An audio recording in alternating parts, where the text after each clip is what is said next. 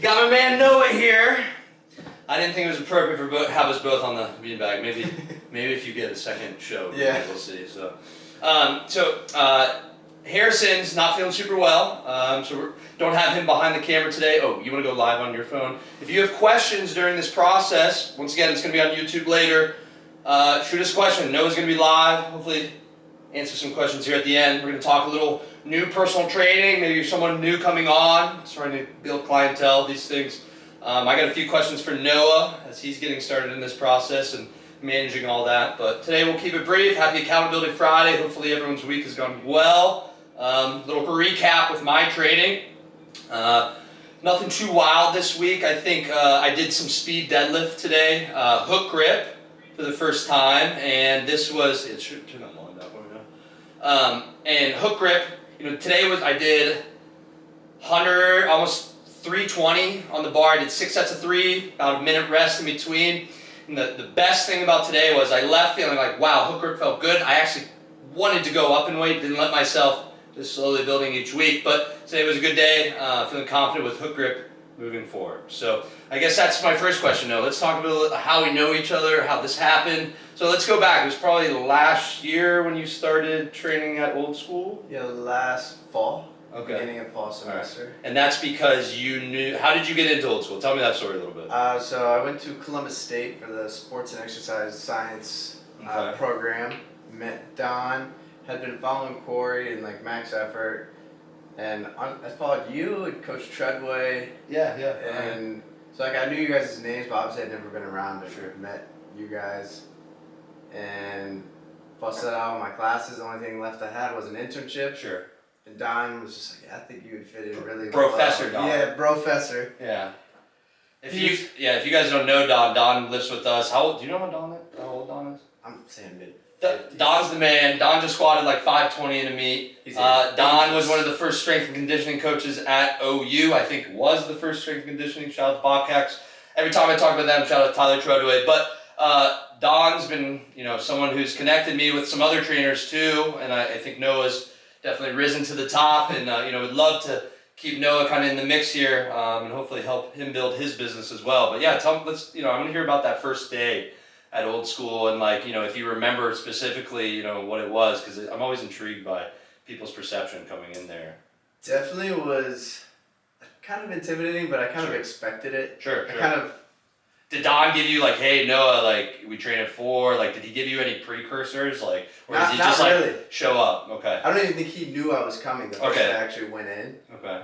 And obviously he talked to me, but I was just trying to figure out, get a feel for what was going on, and falling to get stacked, get everything. So I was kind of more observing. Okay. Yeah, I think my first couple years there, I didn't know if when you started, if you were I don't know how, because Noah was finishing up school, internship. Noah's also in the Army, so balancing a lot of things. But when I first joined, I'm still showing up every week, only a couple times. But I never had this hey, I have a finite amount of time here. So I remember really early on, I was really removed. I was just trying to watch. I shut up as much as I could, listened. Was that your approach, Noah? Or were you trying to piss some people off? I don't know. I don't even piss remember. Anybody off. Right, that's for sure. Okay. Yeah, just really observe, and once I saw the level of intensity. Sure. Because I really like when people are yelling, getting in your face. Yeah. Especially in the weight room, that's your time to be. Yeah, you need that. A menace, really. Yeah, be crazy a little bit. So, yeah, but then you were definitely showed support and interest and talk, so I appreciated that, and then, yeah, honestly, just seeing where the bar is set in that environment compared to everywhere else. Sure. It's kind of mind blowing. I mean, if you followed me long enough, I think the message I always try to reiterate is that's the best part of that place is the competitiveness, right? I think most people kind of know where they should be at, in their training threshold and pushing it to, X, Y, Z in that day.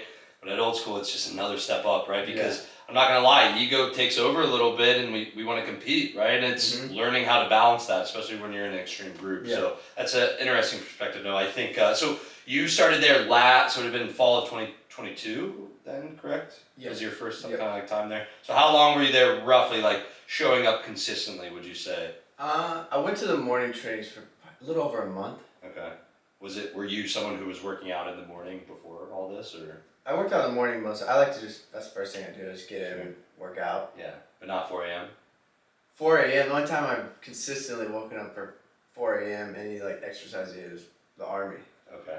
That's So like this 4 was a a.m. little new for you still, Yeah. but And we had like before school liftings and stuff at school and stuff. So waking up that early wasn't crazy. It was just I was working at night and stuff, so it was just trying to finding that balance, balance that. man. Yeah, that's the toughest part, dude. I mean, especially when I was your age, a little younger, like trying to figure out that balance. I mean, there was some give and take, and showing up every day became a challenge, right? Yeah. And I think that's something I try to reiterate to a lot of people is like, hey, yes, I happen to work out at 4 a.m. I sure wear that as a badge of honor, but everyone's got schedules, man. And it's like really what the 4 a.m. crew is about is just prioritizing your training, right? So it's not even really about the specific time. It's about, hey, I care about my training. No one's bothering me. And then we got a question, no? No, A couple of my clients said they were going to mess with us, but we'll see. We may have to filter some things out. But yeah, I think the 4 a.m. time really, man, just like trying to prioritize like where you're at with your training. So that's cool. And then on the other side, you were interning at Max. That's kind of how you got the foot in the door. Okay, helping with the supplements and all that. Yeah. All right, good deal. Okay, so and not really coming in right now, right? But maybe hopefully soon. Hopefully soon. Okay. The biggest thing is getting established near Columbus and Sure. moving down here. Sure. Well, that'll segue kind of into our next topic. So Noah's a new trainer, newer-ish, right? I mean, has some clients, YMCA, doing some other things too.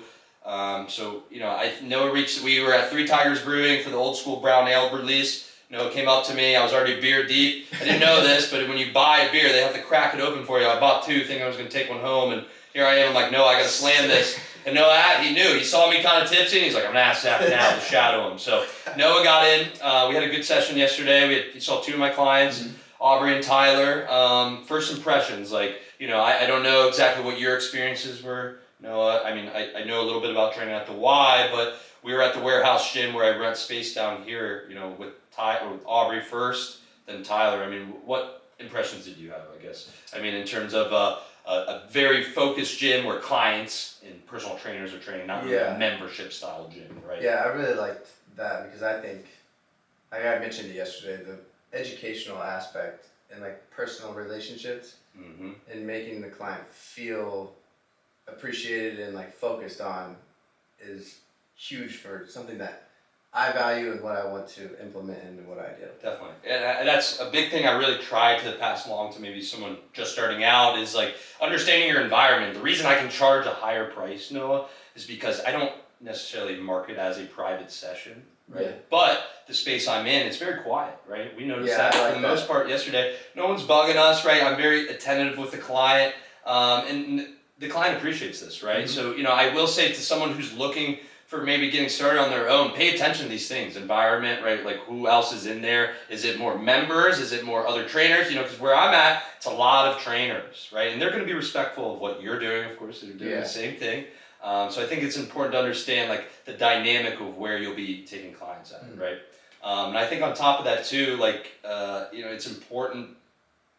Sometimes I'll run groups in there and stuff, right? And understanding your space, but you have to be respectful of other people and, a give and take, but that's the environment's huge. And the other side of that though, you don't have a lot of front facing members, meaning like if you're trying to go into a gym without clientele, you're probably not gonna be able to build as well as a place where there are a bunch of members, like maybe the YMCA, right? You're lifting in the YMCA, these members, potential clients are like, oh, who's that guy? And then maybe you got your personal training shirt on, right? These things are effective, right? I worked at Lifetime Fitness a long time ago. I was always lifting out there. I was a lifeguard at the time, but people knew who I was in lifting. That's when I started, and I started selling memberships. People are coming to me right away, right? So maybe if your gym is set up where there's a lot of front-facing members, get your name out there. Just go lift. Go at the busiest time, right? Start, don't be the asshole going up to everyone, but, make it known who you are. And that you're a trainer, and that you're easy to approach in these things, right? Because I won't lie, I always want people to interrupt me during my workout. That's why I go to old school a couple times a week. It's important for me so people aren't bothering me, right? But I want people to ask, I want to be engaged with the members. Like even the clients I don't train, the other members at the gym, right? I'm very engaging with them. These have always led to referrals and these things. It's very important, right? Very, very important. You want to be that point of research, or point of contact, I guess, for maybe even new people in there. Any other impressions, Noah, between that 7 and 8 a.m.? I really like just how you said, the one-on-one, Sure. quiet gym. Sure. Some, depending on where you're going, and type of clientele you're trying to train, some people might not care at all, Yeah. right?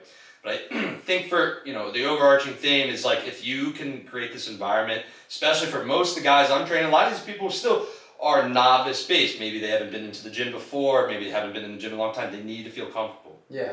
No, you and I love the gym, right? It's our outlet. Some people know they need to be working out, know they need to be healthy, but the gym's a very intimidating thing to me. Like something I feel very confident with is helping maybe even someone who's never stepped in the gym before start being consistent, right? Like that's a huge win. And maybe it's not they haven't lost that weight yet or hit that benchmark of a certain weight move, but now they're showing up consistently. That's a huge win because the gym can be a very intimidating place. Yeah. And I think the biggest piece of advice I always give to like new trainers is like be positive, but what I mean by that is be that person. Like a lot of people are coming to spend this hour paying you to do this thing they hate. Make it a good time for them, right? Like, and that's, I was joking with Noah yesterday how caffeinated I always am. It's because I want to be that uppity trainer. No one wants to come see a bum trainer, right? Yeah. So be in a good mood, be supportive, be these things, right? Yeah. Any other questions for me, Noah, about training in the beginning? I have some questions for you for sure, so don't think you're off the hook yet. All right. So if you want to stall that, you better ask me more questions. Well, you kind of already answered. I was just asking for like what your biggest piece of advice for new trainers or was, but. Well, we can expand off that because actually Corey and I were just talking about this on Wednesday. Corey's been helping Morgan Wade a lot, right? And I think when I'm comparing my business to Corey's, it's I just think scalability, right? Mm-hmm. Corey still said I'm checking in with her every few days, right? The best thing you can do, anyone out there for your clientele, and the reason I have clients still coming to train with me after 4.5, 5 years now, I have a couple in-person clients about to hit their 5th year anniversary, Ryan and Josh specifically, 2 Joshes, Josh Foltz too, is to show you care, right? And that seems so simple, Noah, but it goes as far as like Aubrey, my 7 a.m. yesterday, I'm texting him every day. He only trains with me twice a week, but hey, it's simple as one text. Aubrey, what are you doing today? Right? And that little bit shows you care because I do, man. I really want these people who are showing up Tuesday, Thursday, only a couple times a week to be on their program, to be following what they're doing outside of here because I know these results are what they need, right? It's not some bullshit of them just showing up and kind of going through the motions. Yeah. Right? So show you care. Add that extra piece of accountability. What did I say a bunch yesterday? I'm not a trainer, I'm an accountability coach. Yeah. Right? So just show up every day for your clientele. That's the best thing I can say. Okay? That your main question, Noah? Main question, and also we talked about it a little bit yesterday, finding your own identity and like using your background, but also being able to spin it like your way. Sure. Noah and I talked about this a lot yesterday. Noah's someone who came through old school. I've been at old school for a long time, and it's finding your path, within that, right, and being your own person. So I think the things I lean into, Noah, is that hey, I got to this point because of me, right? I've had so much support between old school, Corey, and all those guys there, right?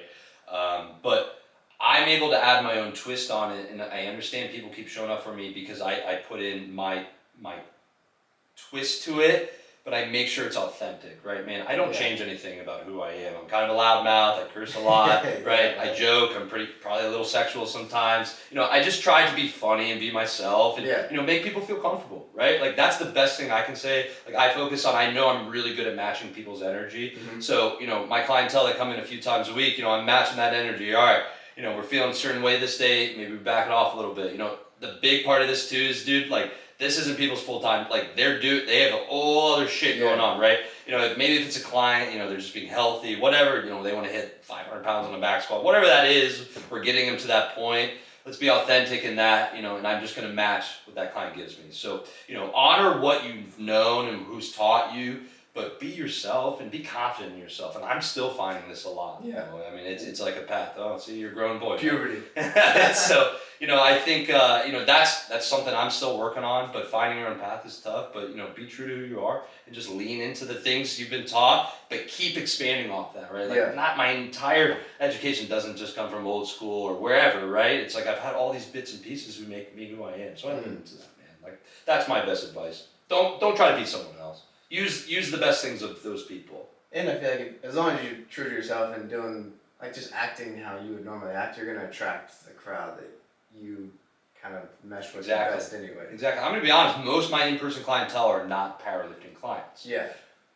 But I believe in strength training. Mm-hmm. So a lot of my in-person clientele are doing some type of compound movement, okay? Some type of max effort, right? Max effort's a feeling, that's a type of intensity, right? It doesn't have to be a deadlift through bands, it doesn't have to be a front squat, paw, right? It can be whatever the exertion is. I believe in these methods, but I tailor them to all the specific clientele. I had Ed today, mid-70s client, right? Doing a lot of sled work, right? We did some max effort upper body. We did that on the Smith machine seated today, right? It just all really depends on the goals, okay? So, and I enjoy like really that step someone takes from, I'm not that person to be confident stepping into the gym consistently to I'm now doing this on my own. I'd love for them to, deadlift whatever, squat whatever, but for someone to make the change from, okay, I'm going to be the person that commits to my health daily, that's where the sauce is at for me, man. Like I get chills thinking about that. Someone committing to that daily, right? And that's what I focus on, man. That's what I know I'm good at being a trainer, someone to get buy into that beginning process. So I lean into that. That's who I am. That's who I am, though. Good question, man. You ready for my questions? I was thinking about this a little bit today. Oh, great. So are you familiar with ChatGPT? Do you know about this stuff, Noah? I am. Okay. I've had my thoughts. One of my 6 a.m. client, Josh Wiltz, last week, we talked about it a little bit, and he was showing me some of the capabilities of it, okay?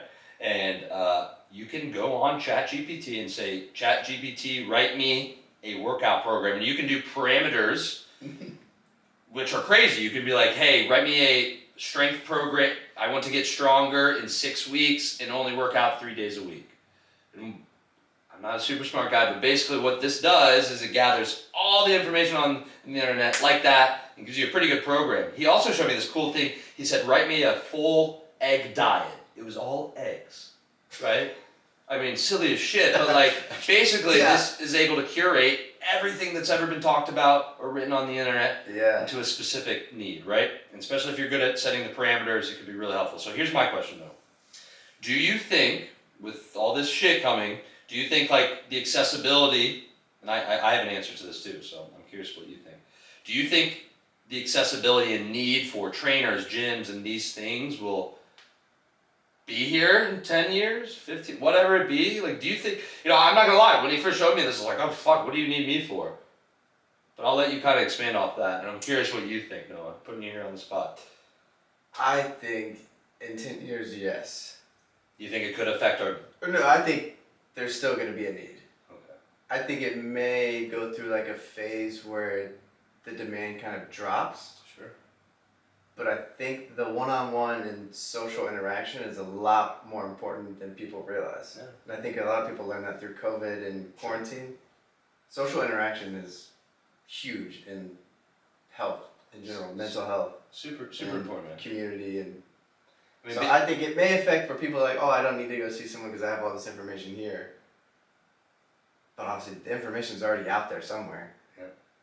It's not making it up. Yeah, no, it's not giving necessarily like the answer you've been looking for. It's just kind of curating, So yeah, it's curating this condensing everything, like giving you a smaller answer. You don't have to research for it. Sure, but sure, it's faster. Right? Yeah. Yeah, I think that's the beauty right there. Right now, it's like the sauce where we're at, and this is where I'm going to tell you newer trainers to lean into is like be that extra piece beyond the program. Yeah. Right. Here's the truth. Most people know they need to work out. Mm-hmm. Most people probably know to some degree what they need to eat, right? It's fucking doing it, right? So I've had clients who are simple as like, Zach, I know I'll show up because I'm paying you, right? And sure, that's simple, but that those clients don't typically last long. Yeah. It's the clients you build trust and rapport with that, Zach, I come in here because I don't have to think. You set me up and I know my goal will be achieved. That, when I hear that, it's done. It's a wrap. We're training forever. I'm helping these people. They trust me with their fitness. I almost every single day thank my client. Thank you for trusting me with your health and fitness today, because it is a really big thing. And with COVID happening, I think COVID was the best thing to help happen to personal trainers. Yeah. A lot of everyone's like, oh, we're working out at home, gym's closed. No, it woke a fuck ton of people up and feel like, hey, you need to be healthy, right? Yeah. My business went like this because oh my God, I need to move. Yeah. It was understanding like with COVID how much these core morbidities were causing people to die from COVID, right? People get off my ass, Yeah. right? That's a great thing. So I think, once again, back to how we started this conversation, it's not always just being a trainer, it's about being an accountability coach, right? So fuck Chat GPT, I don't like that thing. Yeah, bring it on. But yeah, how much can it bench? Get out of here. Yeah, dude, I'm gonna kill that thing. Smash that computer. It's gonna get strong though. We'll see. I think somebody will regulate it too if it gets too crazy. I'm gonna shut it down, man. So I'm gonna make my own. I'm going snowed in. All right. No. Any questions for me? Nah. I think this is a good accountability Friday. All right. No. I want to ask you one more thing. Okay. What are your numbers? What was your best lift this week? How about that? My best. Yeah. Like lift what? this Like, week. and it doesn't even have to be your biggest lift. What lift did you leave this week? And you're like, that made me feel confident. With my buddy, I pulled 435 on deadlift, 4 sets of 3. Hell yeah. Oh, you're doing Which- some triples. It was good, especially considering that I've been training for a half marathon and haven't been going under a lot of load. Yeah, on yeah. my lower body. But yeah, I think being with like one of my buddies, like we've good never time. trained together, so Yeah. it was nice to get with him and just hype each other up and go. Yeah, at I it, mean, so. sometimes that's what about it, like having that accountability place. Yeah, no, I actually, let's end with this. I want to hear about this because I'm kind of new. If you follow me long enough, I used to play soccer. It's been pretty much about weights, and we'll open up some questions here soon. But tell me a little bit about your training and how you've kind of balanced, the half marathon and lifting. We were talking a little bit about yesterday. Yeah. What are you doing right now to prepare for that? And when is it? April 29th. Okay, so fast here. We got about it's coming up. What is that? A month roughly? Yeah. 5 weeks almost. Yeah. Okay. So what is that like? How are you? So it's what 13.1 miles, right? Or is that what it is? 13.1. I'm gonna expose myself here. I have no. You will probably never see me do a marathon or a half. I don't know. My soccer days are over. There's no more running. I'll do some sprints, but so what does that training look like, Noah?